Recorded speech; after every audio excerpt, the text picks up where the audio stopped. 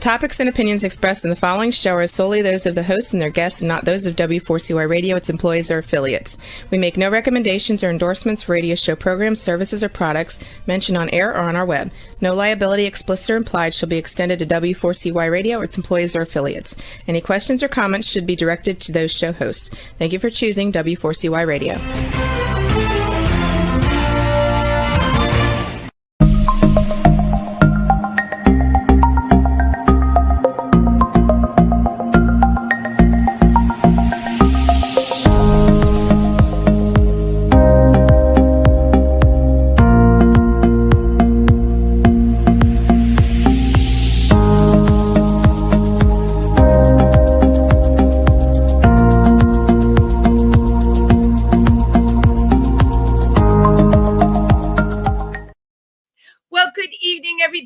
Welcome to Triversity Talk. I'm your host, Wendy Stewart, and it sure is a sizzling day out here today. My goodness. If you're in the tri-state area and you're listening to this broadcast, you know that we're getting hit by a heat wave. And I have to share with you what happened to me. The room that I broadcast from, the air conditioning it died on like last night. So I'm doing the best I can here. I have my little fan and I have a bar of dry ice. That's right. And I come from the Bronx and we call that Bronx air conditioning. Yay. But anyway, I don't know what your Pride plans are, but we are now in our Pride countdown. Tonight, of course, I'm broadcasting from New York City, but as you all know, Triversity Talk represents our Triversity Center in Milford, Pennsylvania, which services the tri-state area. In New York, there's a gazillion things going on for Pride. Friday night, I made a get-together at Stonewall with all of my friends, which was really, really, I feel so blessed a lot of the time that all of the places, the landmarks that you hear about, that I'm lucky enough to get to go to. So speaking of lucky enough, a very dear friend of mine who's been on the show, Jed Ryan, reached out to me and said, he said, I heard this talk from these two authors and you really have to have them on your show. And long story short, okay, the author of the book, My Sister, by Selena Leyva and Marizol Leyva, I have it right here, How One Sibling's Transition Changed Us Both. The book actually just arrived yesterday, even though I ordered it like a week and a half ago, and I haven't been able to put it down. So I am absolutely thrilled tonight to welcome my guest, who is Afro-Latina transgender author, a model, a cook, a creative, a music artist, and most of all, and most importantly, an activist from the Bronx. Please welcome Marizol Leyva. Hi, thank you so much for being here. And here's your book. Thank you for having me. What a beautiful sight. This is so great. So great. Your book looks good on camera. Some books, if they have a shiny cover, you can't even see the title or anything. So I'm holding this up. And I want people to order it. Okay. They can find your book on Amazon. And is your book in the Drama Bookshop as well? It's in all platforms, all bookstores. You can find it, even in Target. It's in Target, yay! We are Target shoppers on this show, and we you know what? We love Target. Target has good sales and bargains. So thank you so much for taking the time out of your busy schedule and everything that you do for coming on the show. So I just started, as you know, I was talking before the show with you. I'm only up to page 53 because I couldn't put it down. And we started with your childhood. So I missed everything that brought you into the gorgeous person before me right now. And I'm so thrilled to have you. So you grew up in the Bronx. I sure did. I grew up in the Bronx in the northern section called Norwood. On Bainbridge. Bainbridge Avenue. Bainbridge Avenue, baby. Yeah. Shout out to Bainbridge. Shout out. And I grew up in a neighborhood that it was predominantly it was very diverse. Yeah. You had a little bit of everything. it was considered like the nice section of the Bronx. And it was just nice to grow up in a community where it was just diverse and a little bit of everything. I have friends to this day that I grew up with in the neighborhood. That are still your friends. Wow, good for you. Yeah, yeah. Wow, that's great. They're still your friends and they have your back. Yeah. So, you know, in the house that you were raised in that neighborhood, you you come from a big family. I do. It's we have a big family. I can remember like growing up, there was always family over during, like from Thursday to the end of the weekend. Because our home was like where all the hostings would happen, all the parties would happen there. And you know, I'm a Latina, so our background is all about dancing and the food and the drinking. So there was a lot of that going on. So we did have a big family. And then once you got older, like you start getting tired of the parties And the relatives and the whole thing. right. Then everything is left onto you. But now it's just like my siblings, my mother, you know, like immediate families. Because, you know, sometimes people just scatter and they move around and we don't have the same relations that we used to have. Well, yeah, the whole growing up that you had in your book, by the way, I really loved reading about it, that closeness, the relatives coming over. And then your mom also took care of neighborhood kids, right? She did like it there. Right. Yes, she did. She was a foster mother. She made a promise, because when we grew up very religious, the Catholic Church, and my dad as well. And they made a promise to God. They said, because my big brother, he was battling cancer at a very young age. Right. He was very, very small, tiny, like could fit in my mom's palm of her hand. They didn't think he was going to make it. Like in that part of the book, he was in the hospital a very long time. Yes. And it's a miracle. It really is a miracle. It's a miracle. And they made a promise to God that if they help him get through this and make him survive, that they would take care of children if they would grant this wish for them. And here we are today. Him and his wife complete 20 years of marriage.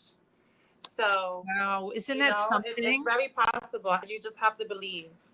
You just have to believe. But you seem like you came from such a supportive background. Yes, I'm very lucky to have a family that comes with love and acceptance.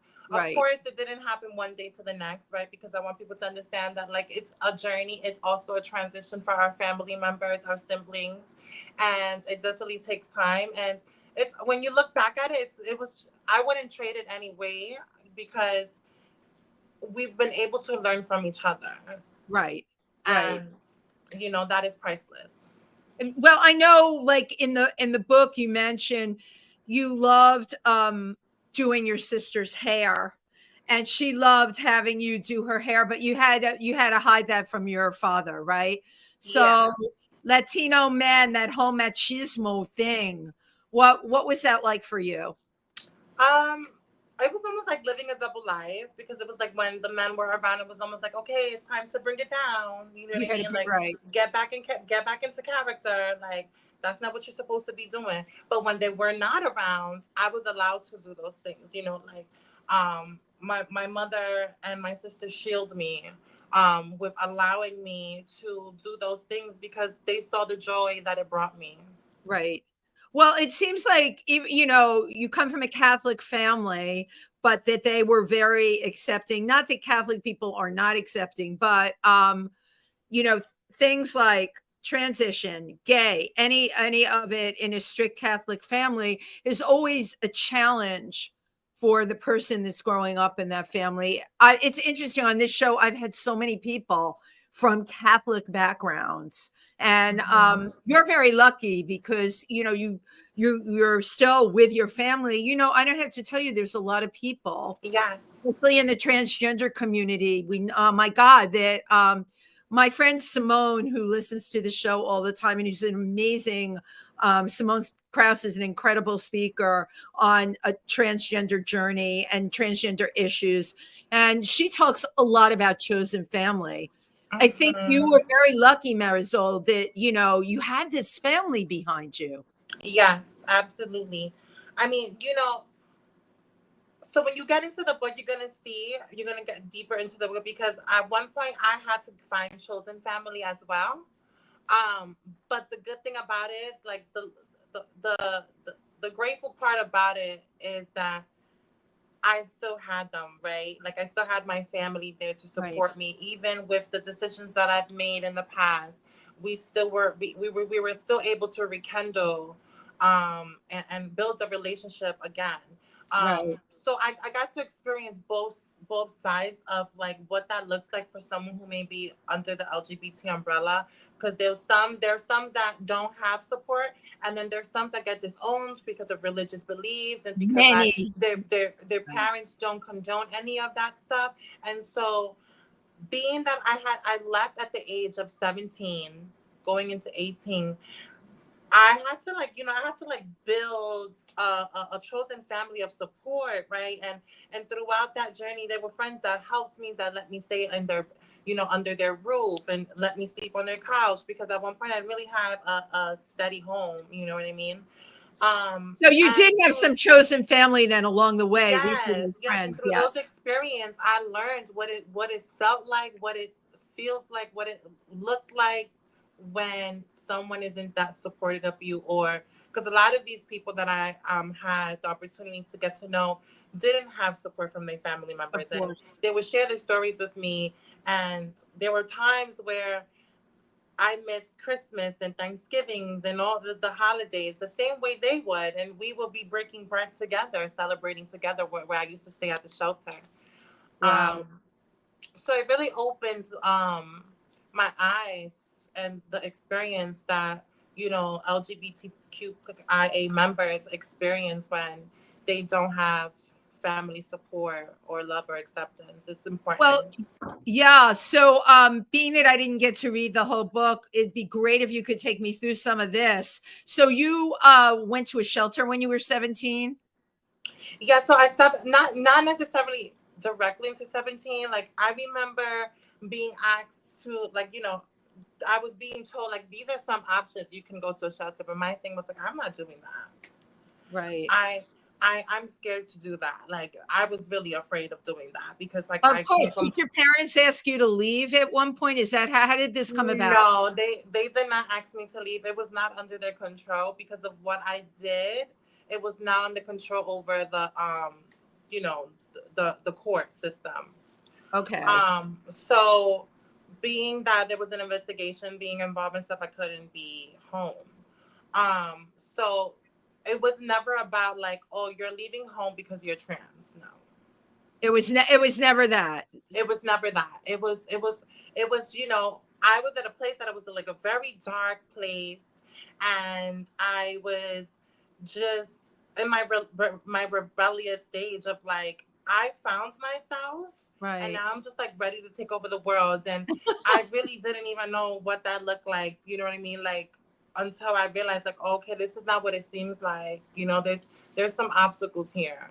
And Right. those obstacles were being discriminated against, trying to find work, or being harassed in the streets, being assaulted just because you are just living and existing. And for some reason that bothers someone else. And so those experiences led me to just like understanding the world, but understanding how resilient you can be in these particular moments, right? Because I've learned that you can't let people opinions and feelings towards you affect you or define Absolutely. you. Because Right. if you let that happen, you would get into a place where your mental health is not going to be all that great, right? Because you're letting people define you. And the best way you can show courage and resilience is standing truthful to who you are authentically, To what you and believe. and know that you have support, right? Because people are often scared to, like, come out or to live in their truth because of how the world sees us. Well, how the world will view you. Yeah. Exactly. Yeah, so I would want people to just live their truth authentically, because there is a community behind that will support you and uplift you. When did you come to this realization? Because I'm going to backtrack a little, right? Yeah.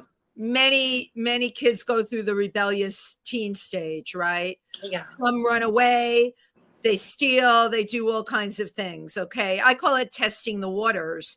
All right. And you're testing your identity at the time too. Mm-hmm. And if you're trans, you're really like giving your identity a run for its money, because now is really, when you get out of your house, it's the first time you can really live your truth. Yeah. It's going to be very difficult, you know, doing that at home with your family, or even in your own neighborhood. Yeah, Because, I was excited about that. As heartbroken and sad I was about that, because there was something in me, because it was like, growing up, I was always told, "Oh, you're gonna be gay. You're gay. You're gay. You're feminist," and that. That I got to the point that I started to believe, because growing up, I never really understood what trans meant.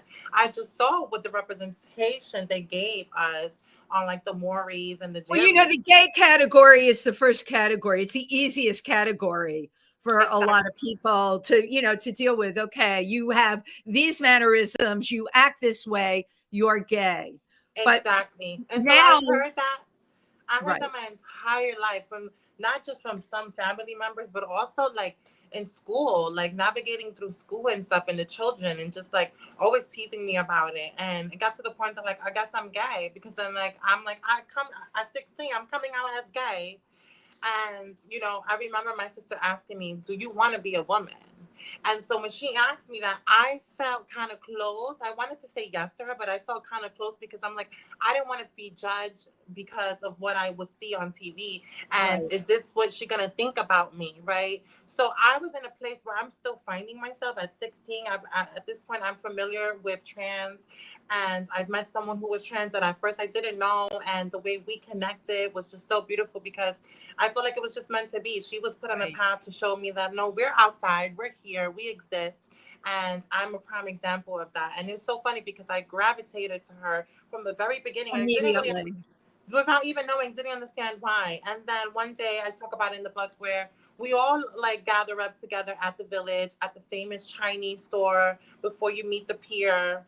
And we were just hanging out and discussing our sexualities and genders, and just like disclosing and just feeling free. You know, this is a place of like feeling free and getting out of your neighborhood. Well, feeling like you fit too. It's right, like where you fit in, and leaving your home, like your comfort zone. This was the place where you can be yourself and you don't have to worry about it. And so everyone was just living and just like all out. And she then mentioned, you know, everyone's going around just like mentioning who they are and stuff like that. And then it goes to her, and then everybody, like, the response was like, oh, surprise, like, oh my God, like, what? I can't believe it. And, you know, and I'm just, what's going on? Like, I don't understand what, like, what's happening. She's transgender. Like, what does that mean? Like, you know, like, so then she broke it down. That's and I'm like, interesting that was such a biggie of a thing, right? Because I basically grew up in New York. I know where you're talking about, by the pier and everything. yeah. There's a ton of transgender people down there. I mean, you know, so it's interesting. Maybe it was because y'all were so young at 16. Oh, we were so young, and a lot of us, this was our first time in the village. This was like my first time. Your first time, yeah. And so many of the other kids too, because we were all the same age as well, and we're all trying to figure out who you are. A lot of them didn't have support from family; they were disowned. Some of them were like living with other people. Yeah, it's crazy that I like now just thinking back on it. Like, we're probably like 20 years in from that, and it's just like how times have changed. Yeah, that's what I'm like while we're talking.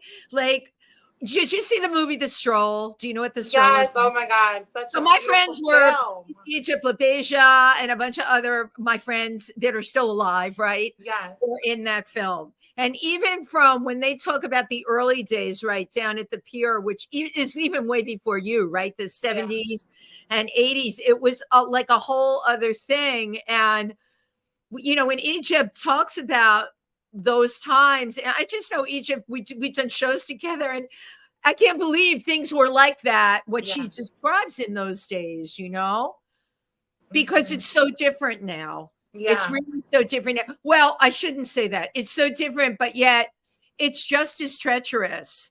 There's a huge number of transgender women that are murdered every year. you Yes. know, right. And, that's why we have Transgender Day of Remembrance. Wouldn't it be great if we could move past that? We call it Transgender Day of Honor, maybe. The reason we have to have this Remembrance Day is this is what's happened, and this is what's still happening. And it's really scary to me with the kind of bills that the amount of anti-trans in the last couple of years. Oh my God. Yeah, it's very wicked what's happening. I can never grasp to understand how, you know, this country will want to take our basic human rights. Like, Just what? Excuse me, why bother? Why would you objectify, go after people, do things that are so cruel, like the states that are banning hormones? Really? That's like taking insulin yeah, they away just from passed a law. diabetics. It's And it's absolutely horrific and terrible. And you want to say to those people, what's in your heart? Is your heart so dark that you have to go after other people that way? I mean, I yeah, have to be honest with you, it's quite unbelievable to me, because I've been around decades and I thought we moved past all that stuff, and we absolutely haven't. it's Somebody like sent when me the an sun. article. Someone Yeah, sent me an article today about, I'm sure you're familiar what's happened with transgender athletes, right? A yes, high yeah. school kid who was on a basketball team who got outed in Florida. Her mother actually worked in the school too. I think she's a teacher in the school. And then now the mother's job is being threatened, right? And the Wow, mother had to take the kid out of the school and homeschool her. That wow. is so wrong. And this was a child that was going to the school where most people had no idea. Okay, that's her business, really. And now she's got to be homeschooled, and the mother may lose her job. And not to mention, all those things aside, the absolute mental stress that the child and the family has been. Yeah, Why? What unbelievable. is the point?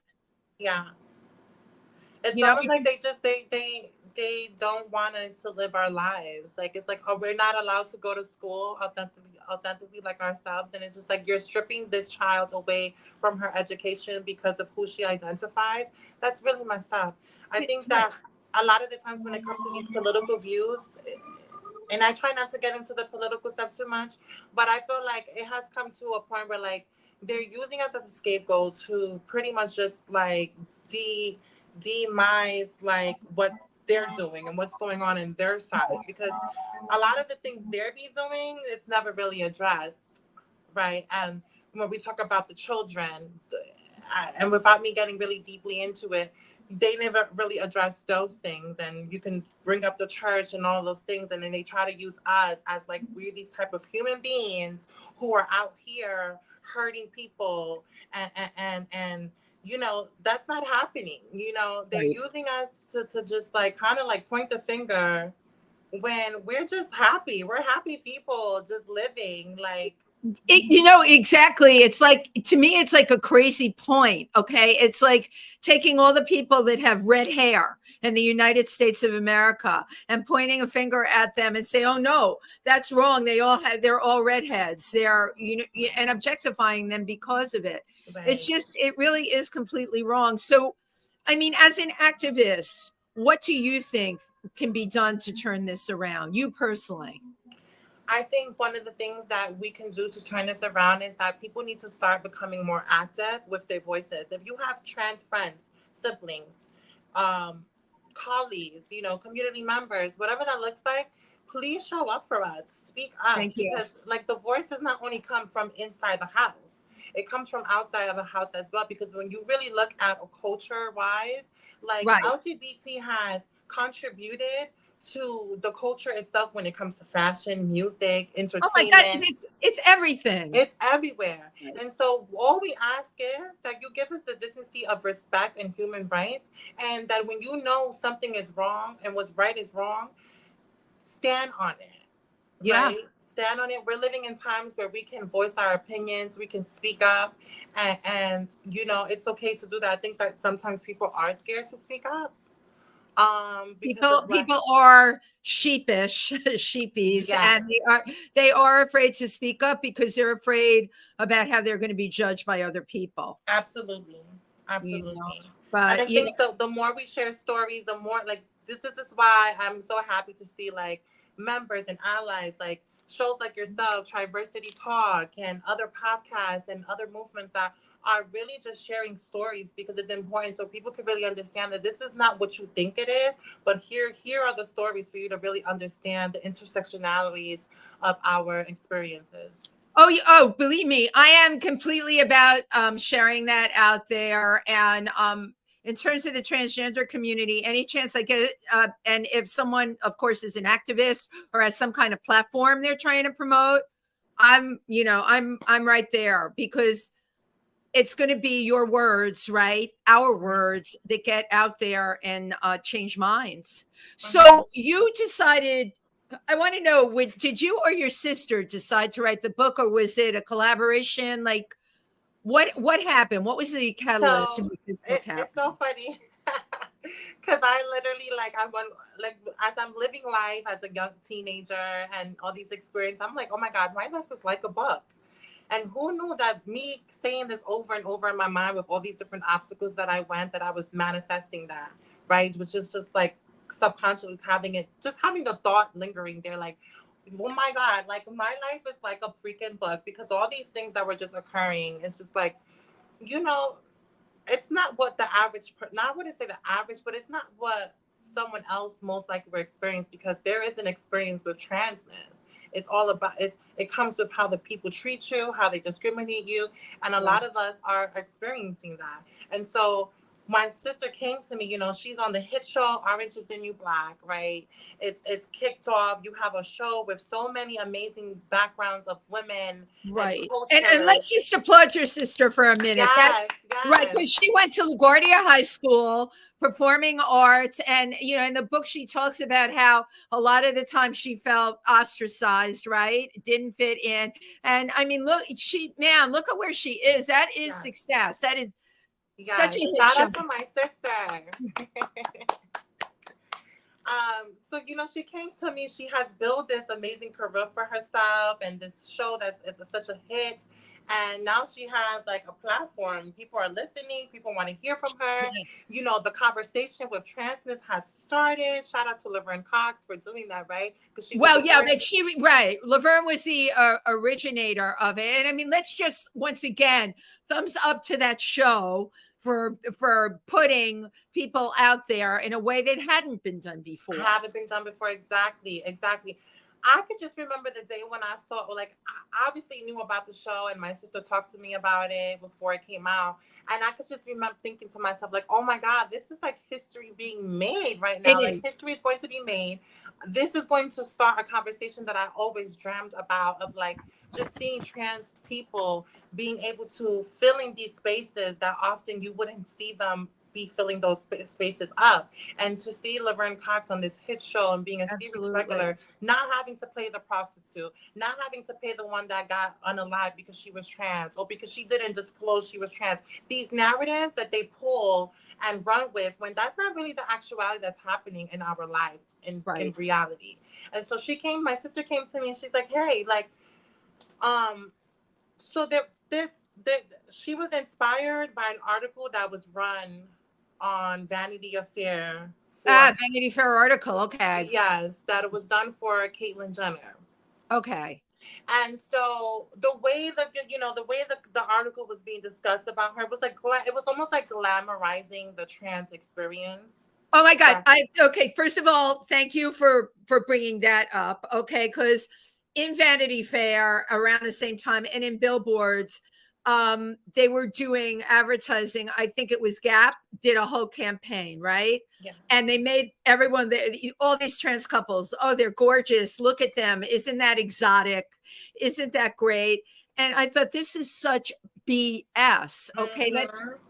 awful. That really is just taking and using a person and once again pointing the finger for their own selfish reasons. Yes, yes, absolutely. And you know, one of those things is I'm so sorry, I got a brain brush. Brain I fart. love you. You're so fun. Just enjoy it. No, we were talking about how Vanity Fair was glamorized. Right. It's It's okay. like I got I'm a good listener. so many things just came out to me at once because it's like so many intersectionalities in that conversation itself when it comes to the glamorization of trans people. You're the And first so- person, by the way, that ever brought this up on the show, and it's really been a pet peeve of mine. Every time I open up like Barbara's Bazaar, and they write like trans model. Why can we not just put model? Why Right. are we doing that? Why do we have to have that label there? It's called capitalism. Yeah, you're right. Right. No, you're exactly right. The reason they all started doing it is to sell magazines. Yeah, so yeah, that's right, Clippy. Oh, look how cool we are. We have trans models in our magazines. Oh, we have trans models on our runways. Right. I get it. I get that's part of the business, but there's also a way how to do it too, especially when it comes to our experience, right? Because often it's our experience are being told by cisgender people. Right. You know what I mean? It is. That's exactly right. Or these articles are being written by cisgender people that don't even have an ounce of what it's like to be a trans person, or what those experiences are, or what it feels like, or the right questions to even ask, because sometimes they will just ask questions that are inappropriate.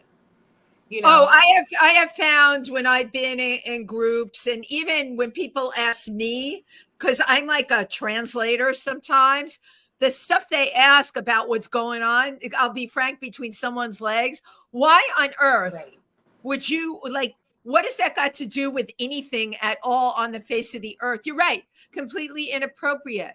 But if we don't get out there and start working with people's language, right, by educating them, and you have to do it in a kind way. Yeah, by the way, Marizol, you have to. Yes, I've learned that because we're from the Bronx, so you know how we give it up. No, I know, but I've learned. Like, I was getting into an argument with this guy one night at a party. He was Israeli, and he's like, but I don't understand. He kept saying, I don't understand. And I remember looking at him, and I said to him, well, maybe you need to read more. And then I walked away, and I thought, you know what, Wendy, you're a real a-hole, because I have had to learn. All right, because I surround myself with people that are similar to me. Yeah, but that's not what the world is. And you're a speaker, Marizol, so you need to be able to go out there and find the right language when you come across all the a-holes that ask the bad questions. And leave them with something. Language matters, and I've learned like with this advocacy work and like educating others and just teaching people about my experience as a trans woman and just sharing my experience. With that comes learning, right? But at the same time, like I before I would be more combative, and like I would get triggered, and I realized that like the reality is that some of these people just really don't know. You know, they really no, the reality, they don't. I mean, a lot of them just don't know. So yeah, and so I had to like, you know, kind of refrain from like, okay, they just don't know. Let's bring it down, and let's move with a little bit more grace, right? Kind of take the Bronx out of me, because usually I'm like all in your face about it, like, you know what I mean? My tone of voice would change. Yeah, no, I hear you. But if you want to get to anyone out there that's listening, like if you want to communicate with someone and have understanding to you, do it in a way where you're moving with grace and love and understanding. Thank you. Because sometimes if we do move with a tone that can be perceived as like offensive or, you know, aggressive, people are going to take that as a defense mechanism, as to like, now they feel defense to what you're saying to them, and they're not going to receive the information. People receive no, information because you better. shut them down. You shut right. That's what I did with that guy that night. I just completely shut him down, and that's not what that wasn't an accomplishment. Okay, it's not what I'm trying to do.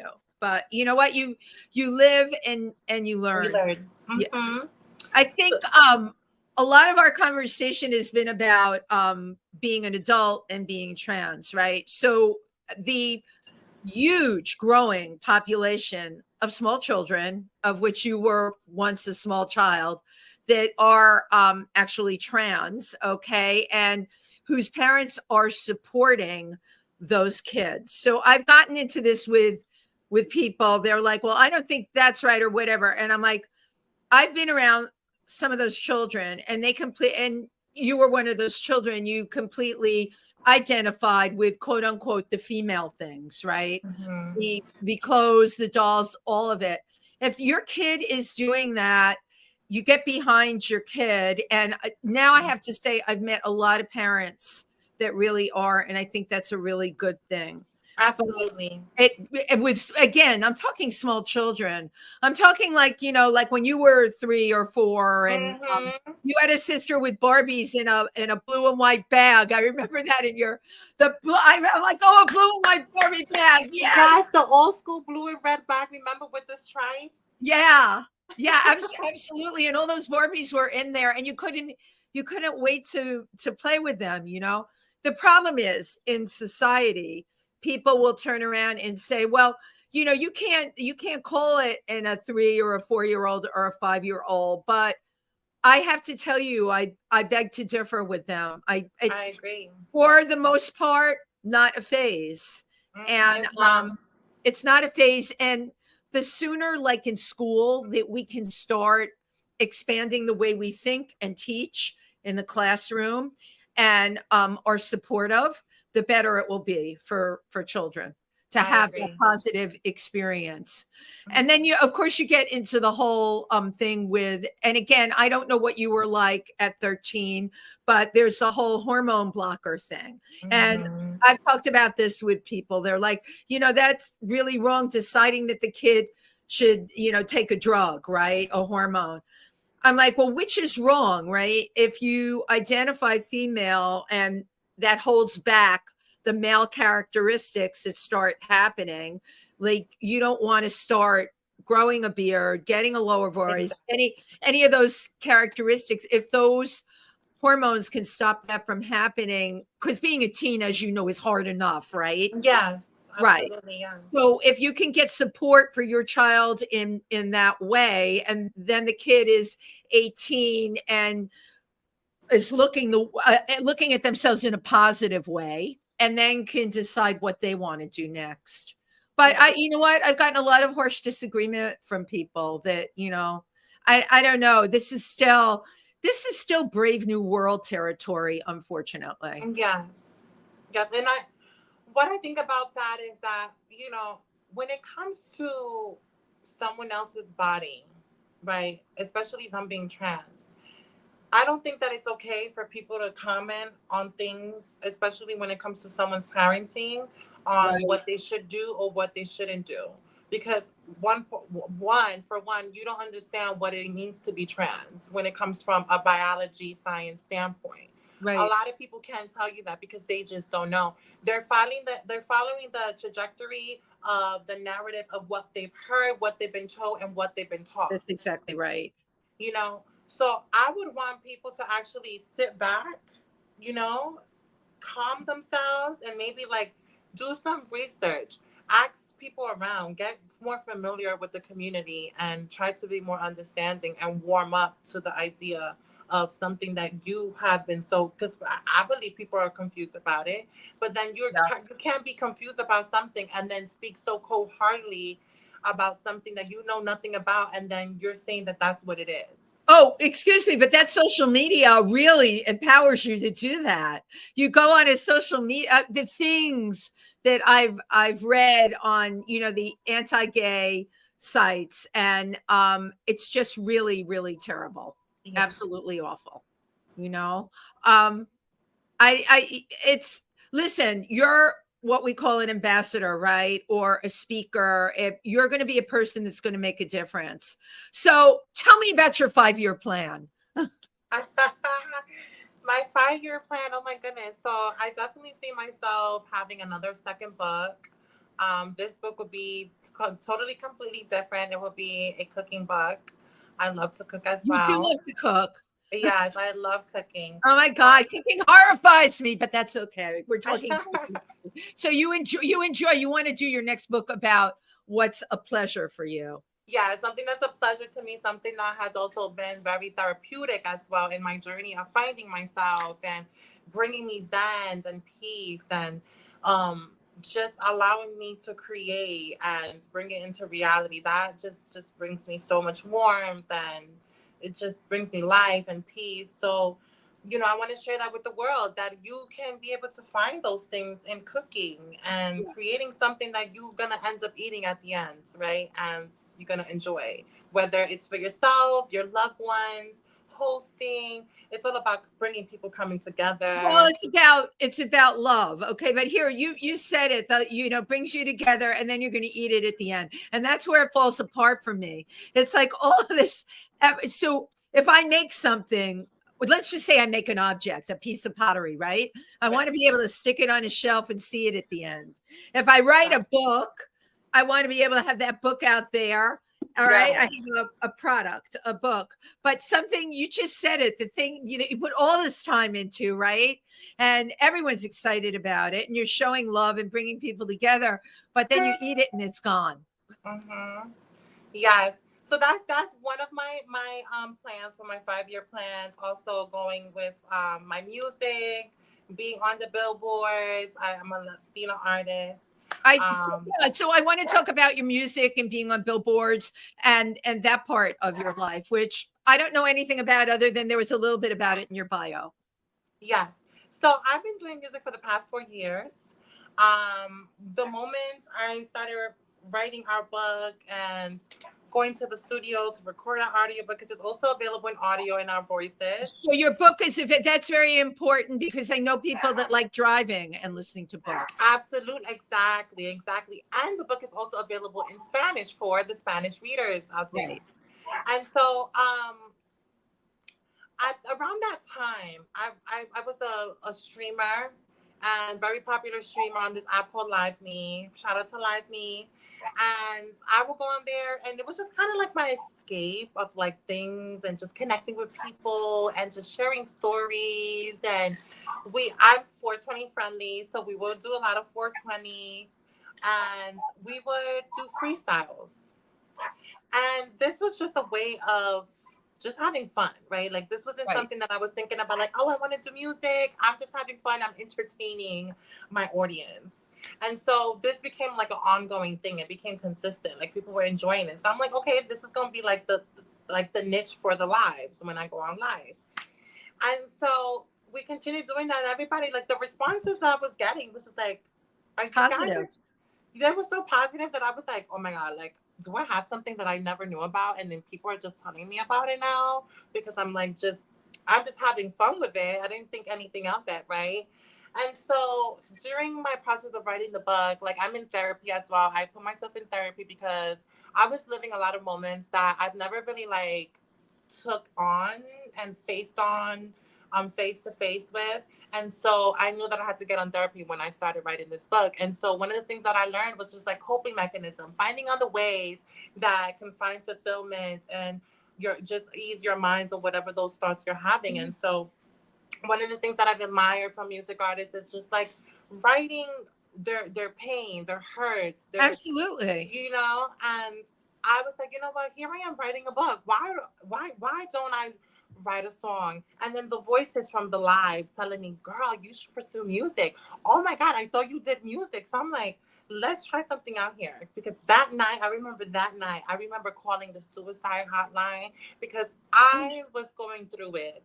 Okay. I was up to the part of my book where I was discussing the relationship that I was in with my ex-boyfriend. And, it was very toxic, abusive. And I was just like reliving all of that all over again. And during the writing process, I was still living in the apartment that all of this happened in. Well, and this was all coming, you made it reality again. And I'm so glad you're talking about that, because doing a book, right, brings that up. It makes you go deep in yourself and go to those painful places, and you did it. Yes.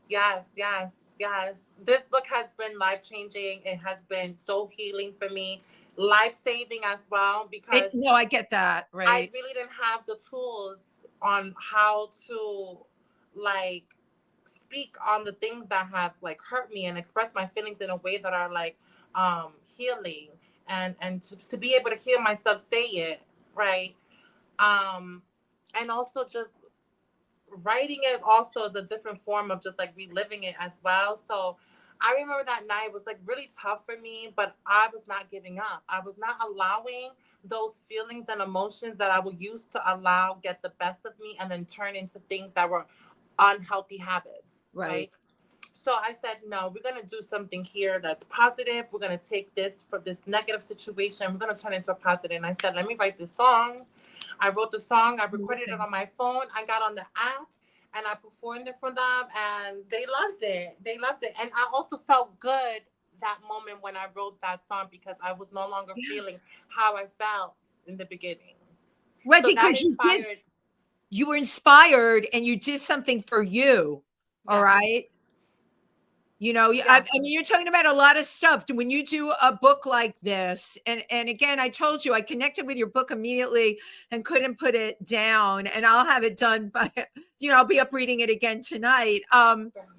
It's the honesty, the fact that you can be that honest and share the inner things about yourself with strangers. Strangers are going to hear the audiobook. Strangers are going to read this book. Okay. It takes a lot of actually to what you just said right now. It goes back to like the reason why we did this book, right? Because when my sister came to me, she was like, hey, this article doesn't sit well with me because she knows me. She has a trans sister. She's seen the experiences I share with her a lot. And good for her, by the way. Yes, shout out to my sister. We need a lot like my sisters, whether it's a brother, father. We need you to be this way because, you know, when it comes to family, a lot of us need our families. We need the support and the love, and please show up for your brothers or sisters. You know what I think is really cool, because she is an actress, because she's in the media, and I've always believed this. If you're in the media, you can make change. Okay, absolutely. You can. Well, the thing is, you have a responsibility as an artist. You. Right. You know, to make change when you are, you know, impacting groups of peoples and communities with your work, and which is why I do what I do. And I chose to do what I do because I've lived an experience where I always will be like, one day I would like to just really tell the world what it's really like, not this idea of what you think it's like for us trans people. Right. So when she came over, she said, you know, what do you think about us doing a book together? You know? And I had to think about it. I wasn't like all right away, like, yes, let's go for it. My instant reaction was like, oh my God, this is great. I thought about this growing up with all these different experiences I was going, because I would always say my life is like a book. But there was a side of me that was like, oh my God, this is scary. Like, oh yeah, my gosh, of course, because you're putting like your innermost truth, and then you know what? Not everybody puts themselves on the cover. Okay, the two of you on the I really we have them. This is great. I love the cover. Thank you. Paul, on your part. The photographer, by the way, I have to shout out the photographer by B Wolf. His name is B Wolf. He was an amazing photographer. He captured is it Diwa? I'm sorry? Spell his name, please. I would have to send it to you because his name is kind of hard to spell. Is it Diwa? Is that who you said? No, B Wolf. Okay. Yeah, I would love to know. But this is not only a beautiful picture, but the cover with the colors that you chose on this, that it's going to make somebody grab it. There's a ton of books out there, and a lot of them have super pretty covers. But when I didn't really look at the cover when I ordered it from Amazon, and then when it got here, I'm like, oh, this would be a book if it were sitting somewhere. I would grab it. And it's so honest that both of you putting your pictures on there. It's Thank you so much. We were inspired by the Barack Obama memoir. Yes. With her cover. So we kind of wanted to go for like a vibe like that, where it was just like poised and elegant and classy. And beautiful. And oh my God, we have 1 minute left. I didn't know where the time went.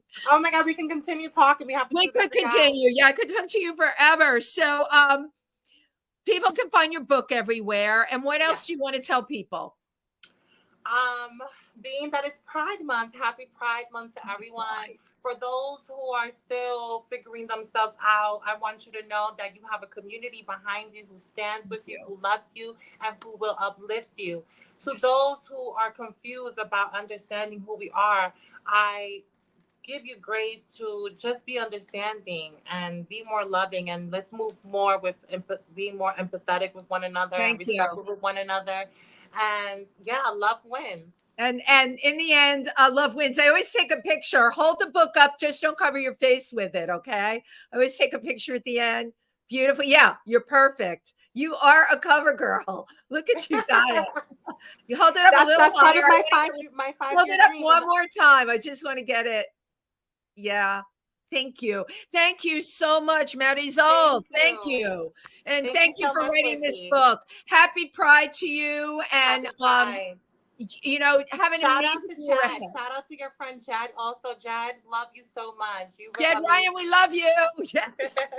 Thank you, everybody. Good night. Good night. Bye.